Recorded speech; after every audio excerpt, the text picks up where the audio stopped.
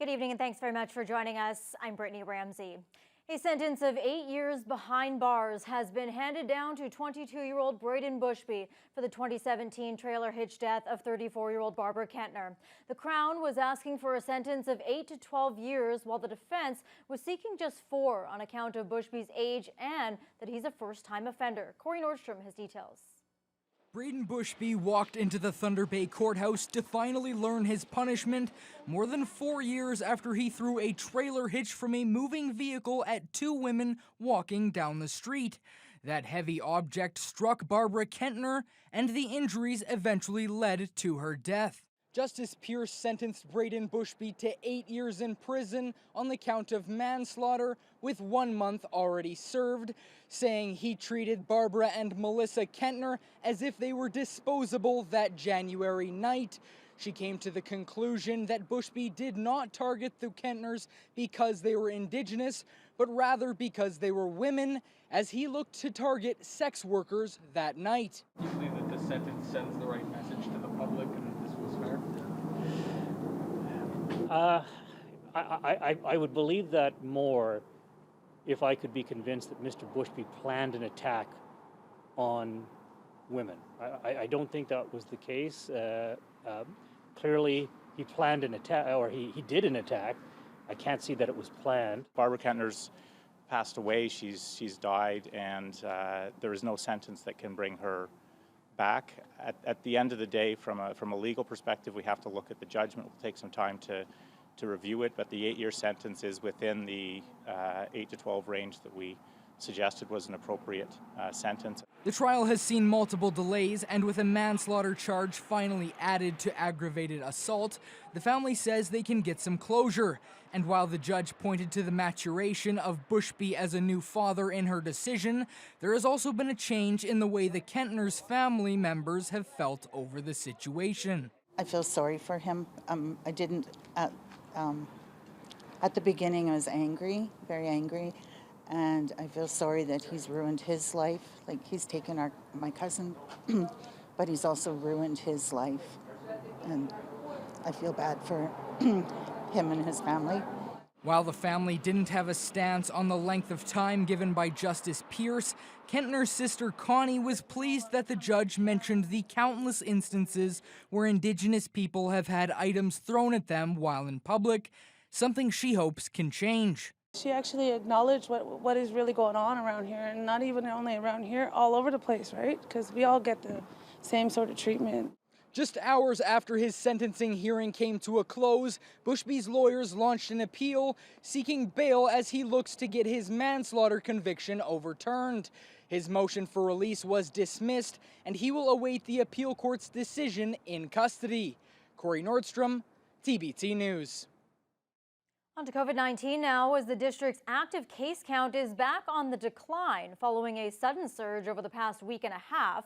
The health unit reporting 10 new cases today, which is a 2-day total, including Sunday's numbers. 3 cases are in the Thunder Bay area, 6 are in First Nations, and 1 is elsewhere in the district. The Geraldton Hospital confirmed today that 6 of those cases outside Thunder Bay are in the Greenstone area.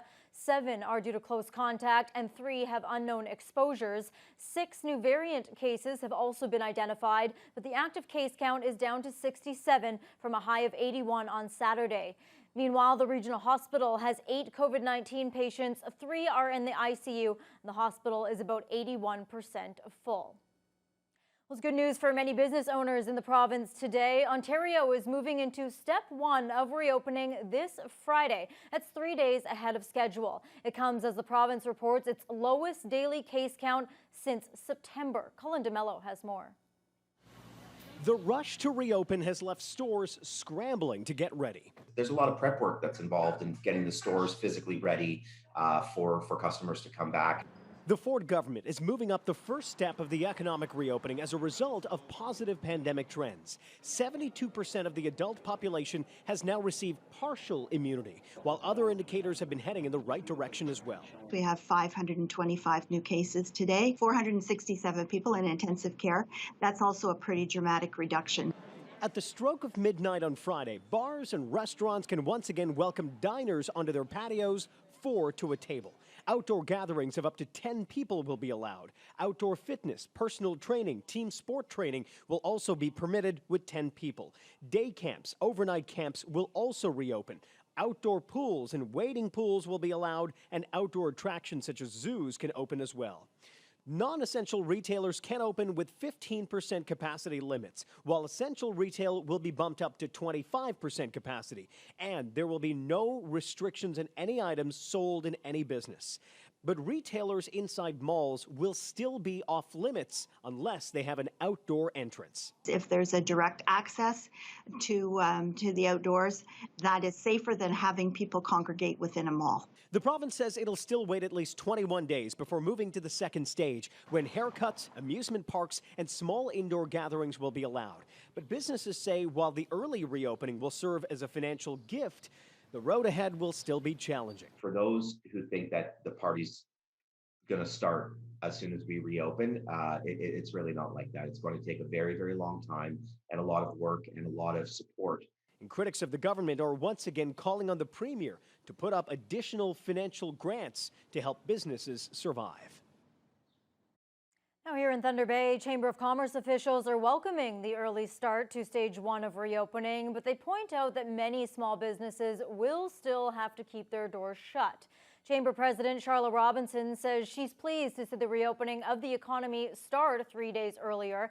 Many local restaurants have been investing in outdoor patios while waiting for the green light to open them. But Robinson still would have liked to see more done for other small business owners. She believes 15% capacity for non-essential retailers is quite limiting and says the rules are not applied evenly. They haven't yet listened to our concerns about the number of businesses that will still be closed until at least stage 2 or potentially stage 3. And we strongly believe that it would be possible for more businesses to open safely with reduced capacity rather than keeping them closed, because every day that they're closed costs them dollars, costs their employees dollars, and puts their business in jeopardy. We are certainly still lobbying the government. We've had numerous correspondences with different ministers and the Premier's office, and we'll continue to do that. Robinson had a meeting with the Premier's office last week to bring attention to issues and concerns that are directly related to Thunder Bay. Well, it appears a handful of local hair salons, which reopened their doors last week against public health orders, have decided to stop serving customers, at least for now.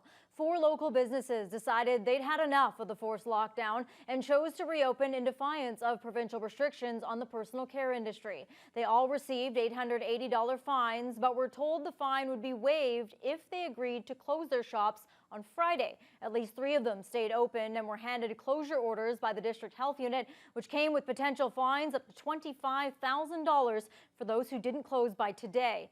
Do or Die hair salon owner Jamie Govro recorded his interactions with health unit officials, which came to his shop on Friday. And I understand yours. You're doing your job. You guys are minions right now. You guys are out doing the dirty work for some decisions being made. You know what I mean? By the province. By the province. And that's another thing. It's not Canada. Honestly, it doesn't even matter anymore. I'm backed into a corner. I need money. I need money to survive. I've got bills that aren't being paid. The government help is not enough. Every month I'm going in the hole. So here I am.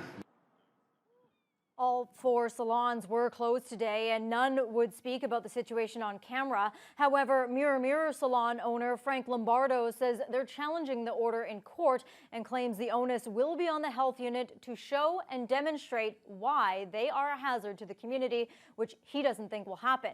Another salon owner told us they are looking at other potential alternatives to serve customers while avoiding fines. Area firefighters had multiple house fires to tackle over the weekend. 2 of them were caused by lightning, and 1 was due to an unattended barbecue. This fire broke out Sunday afternoon on Victor Street off Broadway Avenue. Fire officials say high winds caused the flames to spread from the barbecue to an exterior wall, then to the roof and attic of the home. The residents self-evacuated and no injuries were reported. Another fire occurred after lightning struck a home on Holland Road in Conmee Township Friday night. The garage was fully engulfed in flames, and the fire spread rapidly to a directly adjacent house.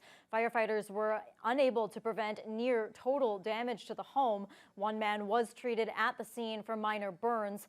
Lightning also sparked another fire at a residence on Lundstrom Road, but the resident was able to extinguish it before it spread further. Meanwhile, the forest fire situation is heating up once again in the Northwest, but fortunately, most of the new fires are now classified as out or being held. The Ministry of Natural Resources reported a total of 77 new forest fires over the past 3 days. Information Officer Jonathan Scott says with the hot weather, minimal rain, and several lightning strikes, it's not unusual to see such a high number of fires at this time of year. Scott says there are currently 14 fires classified as not under control, and crews have been working all weekend trying to knock them down. Yeah, so currently there are 44 active forest fires across the Northwest region at this time. Yeah, over the weekend it was quite busy. On Saturday there were 44 new fires, and yesterday there were 10 new fires. And also on Friday there were 23 new fires in the Northwest region. The forest fire hazard throughout the southern part of the Northwest is high to extreme right now, with a lower level farther to the north. Scott reminds residents that daytime burning of brush or grass is not allowed. The federal and provincial governments are investing over $15 million into Northern Ontario municipalities to help them recover from the impacts of COVID-19. Thunder Bay's share will be around $1.6 million, 80% from Ottawa and the other 20% from the province. Kenora will receive a total of $227,000, while Fort Frances and Dryden are getting around $184,000 apiece. All other smaller municipalities in the Northwest will receive $100,000. Federal Health Minister Patty Hajdu explains some of the funding will go to outdoor amenities and infrastructure.